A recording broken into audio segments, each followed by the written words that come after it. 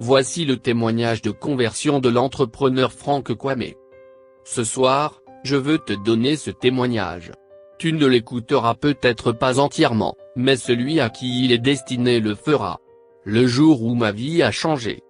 En 2007, j'y étais un jeune homme fringant, étudiant en France en faculté d'économie. Arrivé il y a 1 an de la Côte d'Ivoire, je menais une vie de jeune comme tout autre. Adonné à la fête, addictif à la pornographie depuis mon jeune âge, je me faisais même appeler le prophète du sexe au lycée. Homme à femme, incapable d'une quelconque fidélité et adonné aux boîtes de nuit, je me qualifiais aussi de bon chrétien.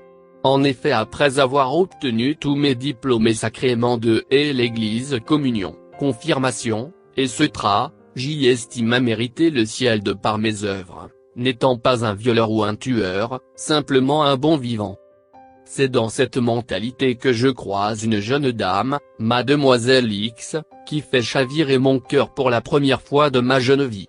Je me dis, voilà, je suis amoureux, c'est ma femme. 4 mois d'une idylle intense et immature, et elle me largue comme une vieille chaussette. Et LOL. Elle déclare ne plus m'aimer. Je suis ébahi. Plus tard, je réalise qu'elle aimait un autre. Cette déception sentimentale va briser mon orgueil, moi qui pouvais sortir avec 3 filles à la fois. La fraîcheur de la France et ses difficultés me font réfléchir au sens de la vie, orgueilleux que j'y étais jusqu'à la moelle épinière. Je décidai donc de redevenir un mauvais garçon. Mais à ce moment, un ami de longue date, aujourd'hui marié et père de 2 adorables enfants, l'Anguille Jean-Jacques, m'annonça l'Évangile. Il me dit: tu dois naître de nouveau, accepter Jésus-Christ. Lui qui était un homme du Chaussette rangé, allait dans une église et me dit qu'il avait arrêté les rapports hors mariage.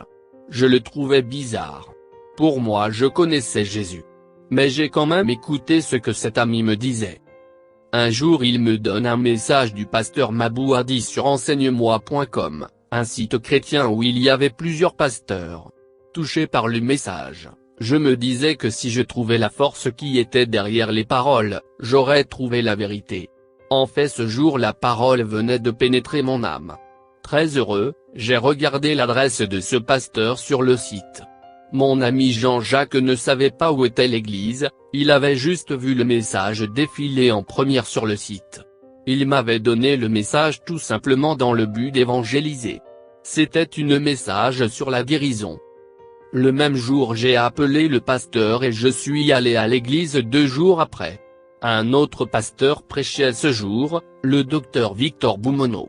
À la fin du culte, le pasteur Joyce Manfounadou m'a accueilli et m'a posé cette question: veux-tu accepter Jésus-Christ? À cet instant, j'ai su que j'y étais un religieux, un homme loin de Dieu et plongé dans ma religion.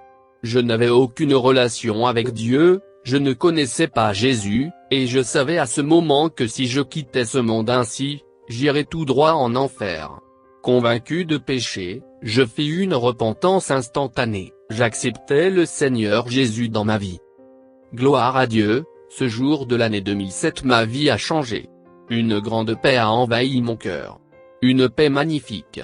Je n'ai pas eu de manifestation ou de sensation spéciale. Mais quelque chose avait changé en moi, mon cœur, mon esprit. J'y ai commencé à dévorer la Bible, comme si elle vivait quand je la lisais. En 1 an je l'ai terminée entièrement. Une nouvelle naissance ne se fabrique pas, c'est un miracle disponible pour tous. J'appelais tous les jours le pasteur Joyce et le docteur Victor pour leur poser des questions sur la Bible. 1 semaine plus tard, Dieu a guéri mon cœur de cette déception sentimentale. J'ai même appelé cette jeune fille pour lui dire « je te pardonne ».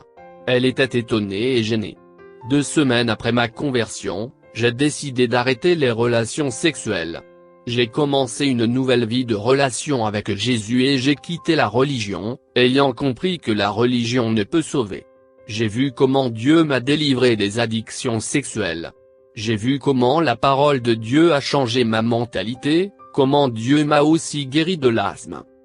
13 ans après ce jour merveilleux, je n'ai aucun regret. Ce fut le meilleur jour de ma vie. Jésus-Christ est réel.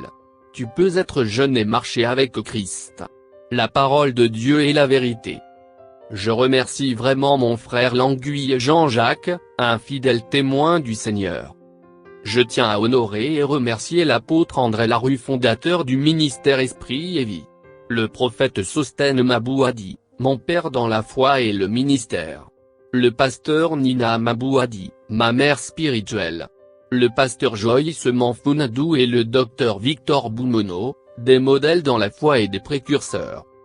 Toi aussi tu peux connaître et accepter Jésus. Il n'y a de salut en aucun autre nom sous le ciel qu'en Jésus-Christ. C'était le témoignage de Franck Kwame, entrepreneur originaire de la Côte d'Ivoire.